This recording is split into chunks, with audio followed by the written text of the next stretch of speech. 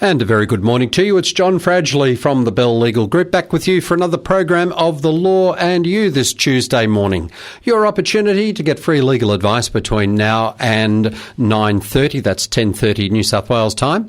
All we want you to do is get on that telephone as soon as you possibly can. 55208888 is the number. That number again, 55208888. If you're south of the Tweed River, of course, put 07 in front of the number before you call. But we've had a couple of people waiting patiently online, so we'll get straight to our first callers. As we say, a very good morning to Peter. G'day, Peter. How are you today? Well, thanks, John. How can we help you today? My question is in relation to discretionary trusts and powers of attorney. Yep. The question is, could my enduring power of attorney operate the trust if I became temporarily incapacitated and unable to operate the trust for any reason? Is the trustee of your discretionary trust you as an individual, or is it a company? No, it's me as an individual. You as an individual. Okay, well, you would need to have a special provision within the power of attorney which specifically allows the attorney to carry out that function for you, because trusteeship is not normally regarded as an individual right. So you would need to make sure that your power of attorney properly covers that off. If you've simply got just a general power of attorney, enduring power of attorney you've done, I think it would be a good idea to get the document checked by your lawyer to make sure it'll cover the circumstances that you want it to cover. Right, thank you. And can I get another quick one, please? You can, as long as it's quick. Yes, it'll be quick. Sure. In relation to residences, I'm in a situation where I've lived in my private residence, which is my main residence, for about 30 years. Mm-hmm. And in relation to those circumstances,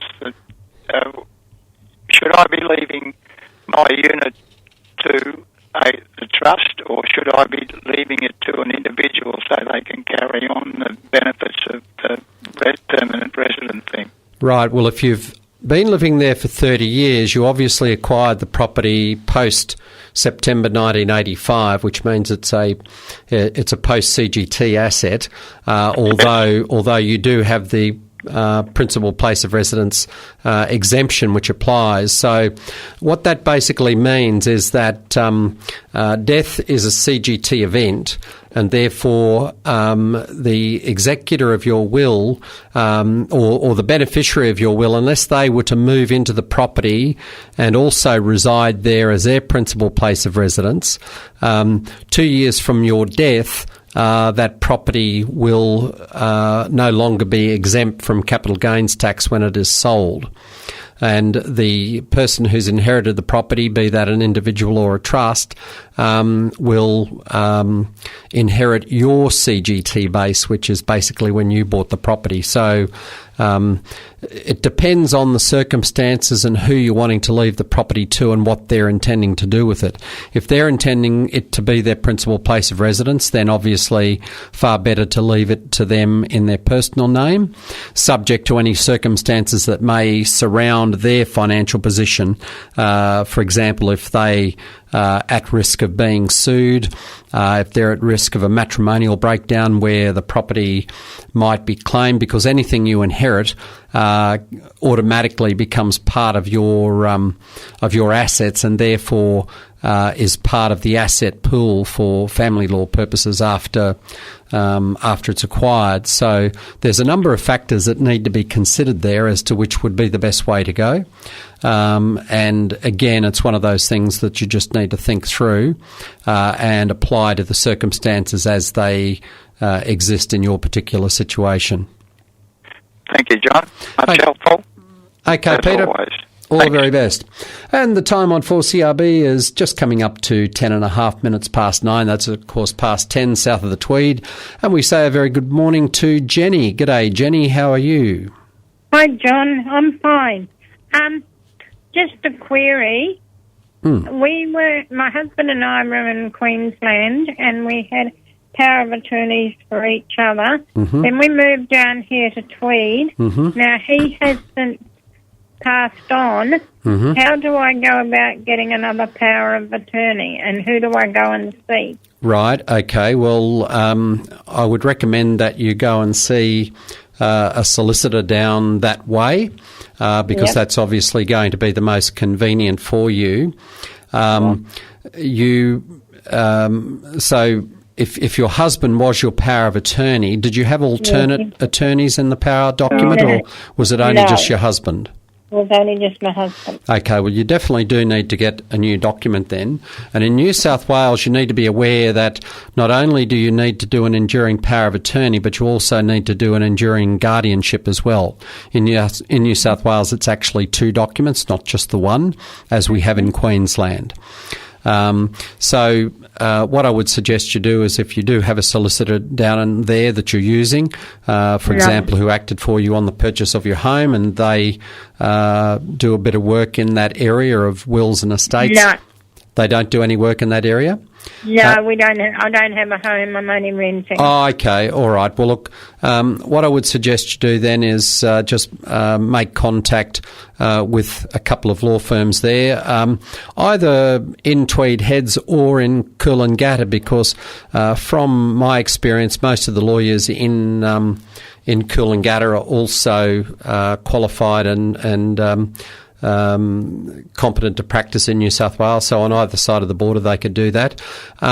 If you're computer literate and you're able to print out the forms, you may be able to download from the internet the forms for New South Wales Power of Attorney and also for the Enduring Guardianship form. And then if you rang the Gold Coast Community Legal Centre and Advice Bureau, they do have visited offices, or they run their service from various community locations up and down the coast. You could give them a call. Have you got a pen handy? Oh, yes. Okay, so their number's 5532 9611. Hold on. 5532 9611. So you could download the forms, print them out, and you could possibly ring them and go in and see them when they're next holding one of their services down at the Coolangatta end of the coast. You could go and see them about the forms. They may be able to assist you. But if you want to get it done quickly and easily, my recommendation would be to go and you could ring the New South Wales Law Society or the Queensland Law Society and ask for a recommendation to a lawyer in that locality who deals in that area. All right then. Could I have my sister who lives in Tasmania as my power of attorney or not? Yes, you can. There's no limit on that. But the thing you need to think about, Jenny, is just the logistics of how she's going to help you if you do need her to act as your power of attorney, because obviously the tyranny of distance can be a bit of an issue. If someone's got to assist you, for example, if you lost capacity and you needed someone to take over your affairs, it might be a little bit difficult for her from Tasmania. But certainly it's not, there's no legal impediment as to why you can't do that. Okay, then. All right. Thanks, John. Okay, then. All the very best. And the time is just coming up to 14 and a half minutes past 9. That's, of course, past 10. We have another caller online, and we'll get to that as soon as we hear from our sponsor. If I asked you, do you want to move into a nursing home? I bet the answer would be no. And that's fair enough, we've all heard the stories. But what if we turned aged care on its head? Imagine a place that gives the power back to the resident. You'd have your own apartment, your own furniture, you'd bring your pet, you'd be cared for, and you'd call the shots. Well, Odyssey Private Aged Care is exactly that, plus loads more. I'm Phil, and I'm proud to say Odyssey is opening soon in Robina. Search Odyssey Robina online or phone 551 6720. Another sponsor. Level 2 water restrictions apply now in the Tweed. We need to save water now to make our limited water supply last longer. Watering of lawns with sprinklers and soaker hoses are banned, as are the use of outdoor showers and water play toys. To find out more, go to tweed.nsw.gov.au/save water now, or call Tweed Shire Council on 02 6670 2400. Save water now. Don't muck about. We're in drought. a sponsor. And the time on 4CRB is just coming up to 16 minutes past 9 past 10. 55208888 is that phone number if you have a question or a query this morning. Please don't leave it to the last 5 minutes of the program when we often get a bank up of calls. We'd much rather talk to you on air than off air so that we can not only help you but other callers as well. And we say a very good morning to our next caller, Larry. G'day, Larry. How are you today? Very well, thanks, John. How are you? Well, indeed. How can I help you today?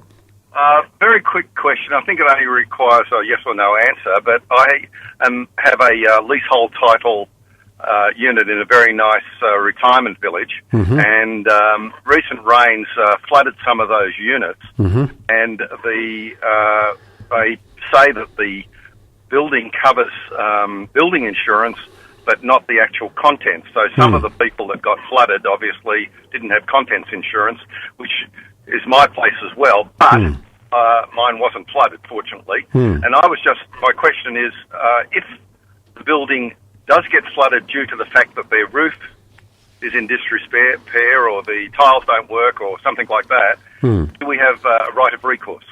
It's that classic answer, I'm sorry, Larry, but it depends. It'll depend on a couple of things. It'll depend on the terms of the lease agreement, if you're in a leasehold property, and secondly, it'll depend on the terms of the insurance policy.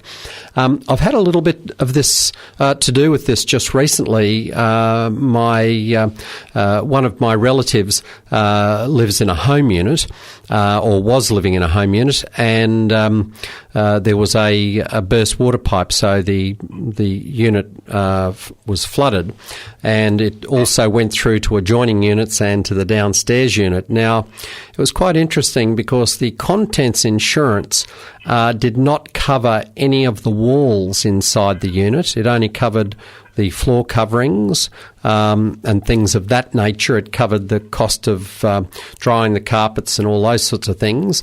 And interestingly, the contents insurance did not cover damage to either of the adjoining units. That was covered under the body corporate's insurance. Now, the body corporate don't cover contents, but strangely enough, they cover structures within the apartment. So, for example, the walls in the apartment that were damaged by water in all of those situations were covered. And again, it comes down to the terms of the insurance policy. So they're the things you'll need to look at. I would suggest speaking to the management at the retirement village, and hopefully they'll be reasonably cooperative with you. But if not, you may need to get hold of a copy of the insurance policy and just take a look at what the insurance policy actually says. Yes, it'd be interesting if they allow me to have one of those. But I was going to actually contact the manager, but then I thought maybe you might have had some experience in this area. Yes. Particularly this is a leasehold as opposed to body corporate. Yes, but, well, that's why I referred you to the terms of the lease, because it will depend on the terms of the lease as well. Quite often in those leasehold situations, if there is damage caused internally, it is covered by the landlord's insurance. So that's why I think it's important. I would suggest speaking to the management and just seeing what they have to say. If you're not satisfied with their response, then well, by all means, ask for it. You'd obviously have a copy of your lease. Ask them for a copy of the insurance policy so that you can read it. I actually asked the body corporate insurer in this particular situation I was involved with a copy of the policy so that I could go through it and see exactly what was and wasn't covered. So that's a wise thing to do as well. John, I appreciate that. Thank you very much. Okay, Larry. Have a good day. Okay, Larry, all the very best. And the time just coming up to 20 minutes past 9 past 10 on the Tweed as we say a very good morning to Carol. Hi, Carol. How are you today? Oh, hello. How are you, John? Well, indeed. Thanks. How can we help? John, my son has moved from Western Australia, where he's been living and working for the last 3 years. And he's living with me at the moment because he can't afford to live anywhere else. And he's got a job that requires a police check and a blue card. Now, his car registration is in West Australia, and so is his licence. So will that affect him applying for a police check? There is a time frame within which you need to change your registration from and your licence if you've moved permanently to live in another jurisdiction. So there is a requirement that he change. I've got in my mind 3 months, Carol, but I would not rely on that. I would suggest that you check, and it'd probably be as easy as just going online and just doing a check to find out what the time requirement is. I don't think it would affect him in terms of getting a police check or or the checks that are required for a blue card, because they'll look into his history wherever he was in Australia, and that will include his history in WA as well. So I don't think that would be an issue, but just make sure that he, particularly if he's going to get a police check, you wouldn't want to unwittingly be beyond the time frame within which he was meant to get his licence and registration changed. Yeah, the thing is, if he's only here working, but he's not sure whether he's going to stay or whether he's not, and that's why he didn't want to go to the expense of because it costs so much more to register a car in New South Wales than it does in Western Australia. Oh, you're in New South Wales, are you? Yes. I thought when you transferred registration, though, that there's certainly, as I understand it, there's no need to pay stamp duty. You only have to pay the registration. So, again, I'd be looking into that. How long has he been here now? Oh, just before Christmas. About a week. Okay, so he's well. Oh, well, if it's New South Wales, I'm almost sure that it is 3 months in New South Wales. But again, check on that. And if he's been here within that time frame, then he won't be in breach of the law. So just make sure that he's not in breach. And if that be the case, then I don't see that there would be any problem for him. It's just that when he had his car serviced, the mechanic said to him he asked him about changing, and he said, "Oh, if I were you," he said, "I'll be leaving it because it's so much more expensive to go through. It'd have to go over the pit and all the rest of it." Yeah, you've got to get a green slip, I think, from memory. Yeah. And my very able assistant here on the console this morning, Chantal, has looked this up and confirmed on the internet that you can use your existing licence for up to 3 months, but after that you must have a New South Wales licence. Right. Okay. So you should also just check on the registration as well, whether you require what the time frame is for changing a registration. Okay. Just the money is the main problem at the moment. Yes, so. no, I can imagine that. But look, if you look it up on the internet, it won't cost anything to do that. And you confirm that, we already know that 3 months, so he won't have a problem with his driver's licence. And if the same applies in relation to his car registration, then he won't have a problem at all. But I would certainly be making a note of those dates, and if he's lucky enough to get the job he's going for, then make sure that he gets those things changed. Okay, thanks very much. All right. Thank you. Okay, Bye-bye. then. All the very best, Carol. Thank you. Bye-bye. And the time on 4CRB is just coming up to 24 minutes past 9. That's past 10 on the Tweed. We'll be back to our next caller after this word from our sponsor.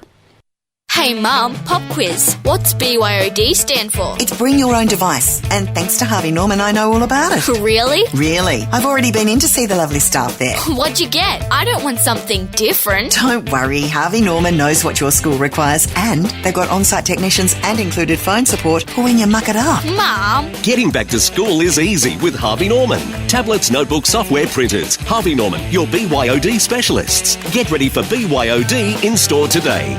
Our sponsor. Tuesday, the 4th of February, relive the greatest male and female songs from the 60s when Twin Towns present That 60s Guy and the 60s Revolution starring Robbie McGowan and Kerry James, featuring the unforgettable songs of that era. And Thursday, the 6th of February, don't miss Keys of Change, a classical repertoire with internationally acclaimed pianist Panas Karan and Australian violinist Vov Dylan. Both shows 11am Queensland time. Tickets from our sponsor Twin Towns booking office or twintowns.com.au. And the time on 4CRB is just past 25 minutes past 9 past 10 on the Tweed as we say good morning to Michael. G'day, Michael. How are you today? Well, thank you. I'm just on what you were talking about. Yes. I rode my motorbike from Western Australia to Sydney back in 1982. Although I changed my driver's licence over, my motorbike was still in Western Australian number plates when I got pulled over. and he said my motorbike was actually considered unregistered. But he gave me time to have it changed. Yes. So yes, they do consider your vehicle and your license invalid if it's after 3 months. Yes. Yes, well, as I said to Carol before, I certainly knew that the licence time was 3 months, but I was not sure whether the car registration is the same period of 3 months or whether it's required to be dealt with earlier than that. The other thing, of course, that it all depends on too is whose name the vehicle is registered in, because if you drive a vehicle that, for example, is registered to a company or a business in Western Australia or any other state for that matter, then obviously you can drive that vehicle indefinitely in another jurisdiction, because the legal owner of the vehicle is in fact a legal entity that is from another state. And of course it would be no different than if you lived in Queensland but you were on an extended holiday around Australia and you spent 6 months touring through New South Wales. You certainly wouldn't be required to get your car registration changed over just because you were driving around for more than 3 months in the state of New South Wales. All right, thanks very much for that observation, Michael. And time, 27 minutes past. We'll take a very quick call from Russell. G'day, Russell. How are you today? Hi. Good, thank you. Yes, another body corporate issue. Sure. I live on the ground floor. I've got a courtyard here in Broadbeach Waters, and the two units above me, they both have balconies, and they have drains which their air conditioners just run into, and the condensation just drips into my courtyard. Now, the neighbour in number 9 has sought advice from her landlord, and she's been told that it's not a landlord issue; it's a body corporate issue. So, yes. I'm just wondering how that's possible. Well, it is, because basically, from memory, under the Body Corporate and Community Management Act and the bylaws, there is a requirement that an adjoining owner not cause nuisance to another owner, and certainly the dripping of condensation from one balcony to another constantly would be a nuisance or annoyance. So it is something that the body corporate should be required to do something about. They should require the owners of the units above to redirect the drainage so that it avoids your courtyard area. They might be able to put it further around the building so it drips into a garden or something of that nature.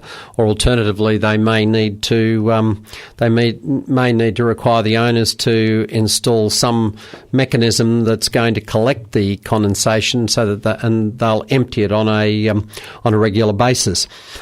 So I would suggest approaching the body corporate in relation to it, Russell, in the first instance. I assume you've tried to speak to the owners above without success? Yeah. Yeah, that's where we're at. Yeah. So approach the body corporate in relation to it, and if they fail to do anything about it, you can always get onto the office of the Body Corporate Commissioner. Oh, right, the office of the Body Corporate Commissioner. Yes, would you like their phone number? Yes, please. Okay, so their number is 1800 060 119 119, the office of the Body Corporate Commissioner. Body Corporate Commissioner. All right. Okay. Okay, then all the very best, Russell. All the best. This is John Fradgley from the Bell Legal Group. It's been great to be with you today with this episode of The Law and You. I'll look forward, of course, to being back next week when we'll continue answering your questions and queries. But as always, until then, from me, it's goodbye and God bless.